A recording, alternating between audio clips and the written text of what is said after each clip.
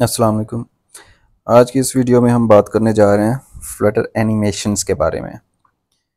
कैसे हम फ्लटर के कंपोनेंट्स को यूज़ करते हुए अपनी कस्टम एनिमेशंस क्रिएट कर सकते हैं। विजेट्स को कैसे एनिमेट करवाया जा सकता है। तो यहाँ फ्लटर के अंदर आपको क्या चाहिए होगा एनिमेशंस के लिए। सबसे पहले तो एक आपको चाहिए होता है एनिमेशन कंट्रोलर, जो कि कंट्रोल करता है कि एनिमेशन आपने कब स्टार्ट करनी है, रिपीट करनी है, रिवर्स चलानी है, फॉरवर्ड चलानी है, कितनी ड्यूरेशन में उसने कंप्लीट होना है। इस तरह की सारी चीज़ें आप उस कंट्रोलर के ज़रिए मैनेज करोगे। तो क्या करना है, एक तो उसके लिए हमें ना अपनी स्टेट के साथ एक मिक्सिन यूज़ करना पड़ेगी। मिक्सिन बेसिकली ये क्लासेस की तरह ही होती हैं। तो एनिमेशन के लिए आपने यूज़ करनी है टिक्कर प्रोवाइडर स्टेट की मिक्सिन। तो इसका क्या होता है, इसका ये है जब एनिमेशन चलती है तो एनिमेशंस क्या होती हैं, बेसिकली फ्रेम्स ही होते हैं जो चेंज हो रहे होते हैं। तो आप ऐसे ले लो कि जो एक प्रोसेसर होता है मोबाइल का या पीसी का, लैपटॉप का, अक्सर आपने देखा होगा जी 1.8 गीगाहर्ट्ज़। वो क्या होती है, उसकी फ्रीक्वेंसी होती है कि एक सेकंड के अंदर इतनी टिक्स या इतने ऑपरेशंस ये कर सकता है प्रोसेसर। तो सेम वैसे ही है कि आपने क्या करना होता है, हर टिक के साथ आपने फ्रेम को चेंज करना होता है एनिमेशन के अंदर। सो उसके लिए ये यूज़ होगा टिक्कर प्रोवाइडर। और आपने ये एक ऑब्जेक्ट बना लेना है एनिमेशन कंट्रोलर का। इसके पीछे मैंने ये लेट का कीवर्ड क्यों लगाया है, लेट का कीवर्ड इसलिए लगाते होते हैं कि अगर आपने इसको फौरी इनिशियलाइज नहीं करना, जैसे कि इधर को वैल्यू दे के आपने इसको इनिशियलाइज नहीं करना, तो क्या करो, इसको मार्क कर दो एज अ लेट। अब इसको ये देखें क्योंकि चाहिए वी सिंक आना है जिसका कीवर्ड लगा के।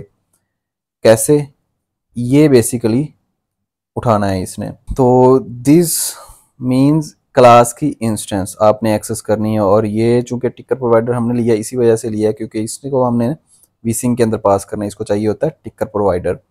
तो अगर आप ये लेट का कीवर्ड नहीं लगाते तो इसको ऐसे आप एक्सेस इधर नहीं कर सकते। इसको एक्सेस करने के लिए आपने जो बेस्ट वे होता है चीज़ों को इनिशलाइज करने के लिए वो ये है कि आप इनिट स्टेट का मेथड यूज़ करो। यहाँ पे इनिट स्टेट का मेथड स्टेटफुल विजेट्स के अंदर दिया जाता है। ये तब कॉल होता है जब स्टेट इनिशियलाइज होती है।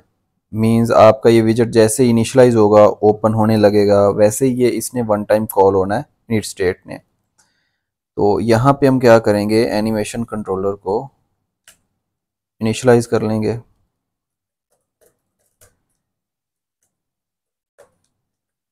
ठीक है जी, ये इनिशियलाइज हो गया। अब इनिशियलाइज करने के बाद अगर आप चाहते हैं कि ये फौरी एनिमेशन आपकी चल पड़े जैसे स्क्रीन ओपन हो, तो आपने क्या करना है, यहाँ पे फॉरवर्ड का मेथड एक कॉल कर देना है जो कि एनिमेशन को क्या करेगा, फॉरवर्ड डायरेक्शन में चला देगा।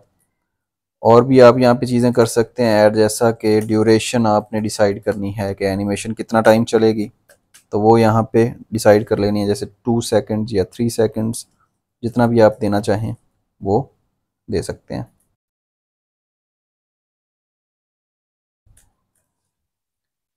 तो अब कंट्रोलर हमने बना लिया। अब किसी भी विजेट को एनिमेट करना कैसे है, तो हम क्या करते हैं, फॉर एग्जांपल ये एक टेक्स्ट का विजेट ले लिया, इसके नीचे एक बटन ले लेते हैं जिस पे क्लिक करने से हमने क्या करना है, एनिमेशन को स्टार्ट करवाना है। सो अब यहाँ क्या करूँगा, मैं ये फॉरवर्ड का मेथड उठा के इधर ले आऊँगा एक, तो कि जब क्लिक होगा तब एनिमेशन चलनी चाहिए। और एनिमेशन अब अप्लाई करनी है इस पे, तो उसके लिए हमें क्या करना पड़ेगा, इसको एक विजेट के अंदर रैप करना है। एनिमेशंस क्या हैं, अब चार तरह की होती हैं। एक होती है कि आपने किसी ऑब्जेक्ट की ओपेसिटी को एनिमेट करना है, उसको फेड इन फेड आउट करना है, तो उसके लिए फेड ट्रांजिशन होती है। अगर आपने उस विजेट को मूव करना है left to right, top to bottom या किसी भी डायरेक्शन में, तो उसके लिए होती है स्लाइड ट्रांजिशन। और इसी तरह से रोटेशन के लिए रोटेट ट्रांजिशन होती है। और चौथी एनिमेशन हमारी होती है साइज़ हम चेंज कर सकते हैं विजेट्स का, तो उसके लिए स्केल ट्रांजिशन यूज़ होती है। तो हम यहाँ पे फेड ट्रांजिशन इस पे लगा के देखते हैं। फ़िलहाल फेड ट्रांजिशन मैंने ऐड की। अब इसको एक पैरामीटर चाहिए होता है, प्रॉपर्टी हमने यूज़ करनी होती है जो कि है ओपेसिटी की। तो ओपेसिटी में आपने सिंपली कंट्रोलर पास कर देना है, एनिमेशन कंट्रोलर। तो ये खुद ही हैंडल कर लेगा ओपेसिटी को, 0 से लेके 1 तक ये चेंज करवाएगा। ठीक है, सो अभी इसको हम सेव करते हैं। एक मसला आएगा, क्या आएगा कि जी लेट इनिशियलाइजेशन एरर। जो हमने ये ऑब्जेक्ट बेसिकली बनाया, ये इनिशियलाइज नहीं हुआ। क्यों नहीं हुआ? क्योंकि इनिट स्टेट ये पहले से कॉल हुआ था, हमारा विजेट ये पहले ही ओपन हुआ था। तो इसको कॉल अगर करवाना है तो हमें ये विजेट दोबारा से ओपन करना पड़ेगा, हमें ये रीलोड करना पड़ेगा इसको। तो रीलोड करके चेक कर लेते हैं। तो जैसा कि आप देख सकते हैं बटन आ रहा है लेकिन टेक्स्ट आपको शो नहीं हो रहा। क्यों? क्योंकि इस वक्त एनिमेशन कंट्रोलर की वैल्यू 0 है बाय डिफ़ॉल्ट। जब जैसे ये चलेगा 3 सेकंड्स के अंदर इसकी वैल्यू चेंज होगी, 0 से 1 की तरफ मूव होगी। तो अगर आप उसकी वैल्यू को खुद से कस्टमाइज़ करना चाहते हैं तो वो भी कर सकते हैं, जैसा कि लोअर बाउंड और अपर बाउंड में वैल्यूज़ आप दे सकते हैं, या इसकी करंट वैल्यू सेट कर सकते हैं, जैसा कि ये स्टार्ट ही 0.5 से हो। तो उससे क्या होगा कि आधी एनिमेशन चल चुकी होगी, मींस आपको आधा विजेट यहाँ पे टेक्स्ट का शो हो रहा होगा। तो अभी फ़िलहाल हम अगर इस पर क्लिक करते हैं तो क्या होगा, वो देखें हेलो वर्ल्ड का विजेट आहिस्ता आहिस्ता अपीयर हो गया है। ठीक है, तो इस तरह से हम विजेट्स को एनिमेट कर सकते हैं। अगर मैं दोबारा क्लिक कर रहा हूँ तो ये एनिमेट नहीं हो रहा। क्यों नहीं हो रहा? कि आपको दोबारा से चलाने के लिए इसको रीसेट करना होता है। ठीक है, तो रीसेट का मेथड कॉल कर देंगे, क्या होगा, एनिमेशन रीसेट हो जाएगी, फिर दोबारा 0 पे चली जाएगी और उसके बाद अगेन स्टार्ट हो जाएगी। ठीक है, सो इसी तरह से आप फॉरवर्ड की जगह रिवर्स भी लगा सकते हैं। रिवर्स क्या करेगा, ऐसे फुल शो हो रही होगी आपको एनिमेशन और वहाँ से ये फेड आउट हो जाएगा। और ऐसे ही अगर आप चाहते हैं कि ये विजेट मूव भी हो तो हम क्या करेंगे, इस पे लगाएंगे स्लाइड ट्रांजिशन।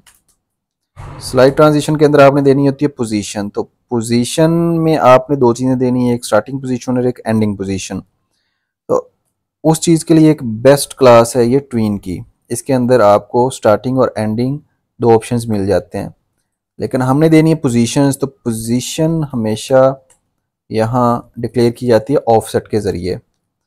तो स्टार्टिंग पोजीशन हम देंगे कि बिगिन इसने कहाँ से होना है। मैं चाहता हूँ अगर फॉर एग्जांपल कि ये लेफ़्ट से मूव होके इधर ही सेंटर पे आके रुके, तो लेफ़्ट से मूव करना है तो मैं एक्स दे दूंगा -1 या -2।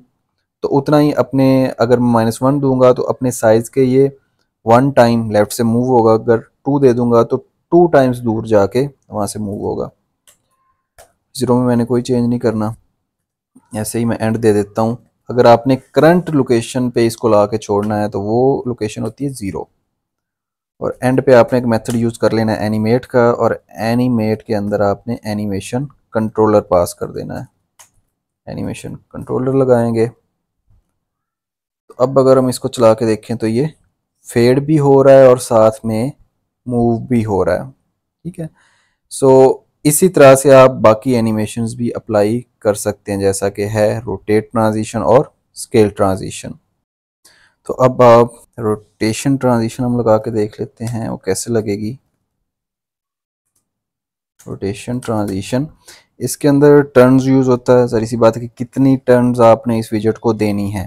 तो इसमें भी अगर मैं सिंपली एनिमेशन कंट्रोलर पास कर दूं तो ये ऑटोमेटिकली हैंडल कर लेगा टर्न्स को। सो 3 सेकंड्स के अंदर क्या होगा, ये मुकम्मल टर्न लेके ऐसे विजेट आ जाएगा। तो आप, जैसा कि मैंने पहले ही बताया, आप वैल्यूज़ को चेंज कर सकते हो, अपर बाउंड लोअर बाउंड यहाँ पे कंट्रोलर का चेंज कर लो तो उस हिसाब से ये टर्न्स को हैंडल कर लेगा। और सेम ऐसे है स्केल ट्रांजिशन। तो ये क्या करती है, ये करेगा आपके विजेट को जूम इन। इसमें भी सिंपली आप एनिमेशन कंट्रोलर पास कर दो, ये क्या करेगा 0 साइज से लेके 1 तक विजेट को मूव करवाएगा। तो कुछ इस तरह से पता नहीं चल रहा, तो हम क्या करते हैं, बाकी विजेट्स को निकाल देते हैं इसमें से ना।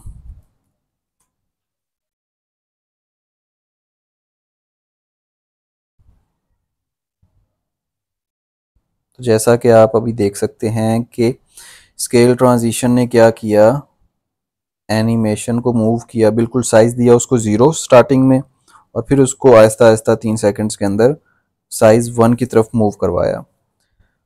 इस तरह से आप तमाम तरह एनिमेशंस को डिफरेंट जगह पे अप्लाई करके देख सकते हैं। अब इसके अंदर एक और चीज़ भी आ जाती है कि आप ना लिसनर एक लगा सकते हो एनिमेशन कंट्रोलर पे, ऐड स्टेटस लिसनर। तो इसका फ़ायदा ये होगा कि आप लिसन कर सकते हो कि अभी क्या एनिमेशन कंप्लीट हो गई है या नहीं। तो अगर आप चाहते हो कि एनिमेशन को एक फॉर एवर वाली स्टेट में चलाना है, तो उसके लिए फिर आपको ये चीज़ मदद देगी। जैसे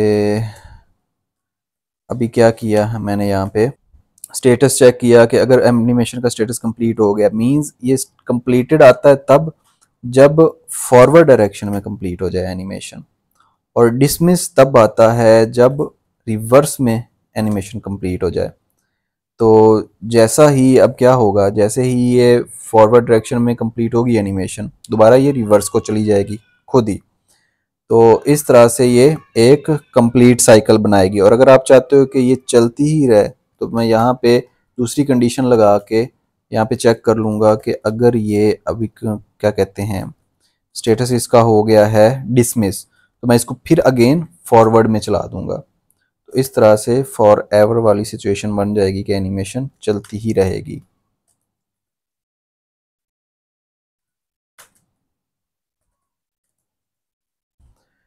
कुछ इस तरह से आप एनिमेशन को फॉर एवर भी कर सकते हैं। तो हम फिलहाल इसको एक ही साइकिल में चला के देखते हैं। तो इसके लिए मुझे दोबारा इसको रन करना पड़ेगा, मीन्स रीस्टार्ट। अभी हम चेक करते हैं, हमने स्टार्ट एनिमेशन पे क्लिक किया, एनिमेशन कंप्लीट हुई, वो फिर रिवर्स को चली गई। ठीक है, तो इस तरह से आपका ये एनिमेशन लिसनर काम करेगा। और अगर ये एल्स की कंडीशन भी लगी होती तो क्या होता है, ये मुसलसल बैक फॉरवर्ड चलता ही रहता, एनिमेशन कंप्लीटली रन होती रहती फॉर एवर। आई होप आपको एनिमेशंस की समझ आई होगी। मिलते हैं इंशाल्लाह नेक्स्ट वीडियो में। अपना ख्याल रखिएगा। अल्लाह हाफिज़।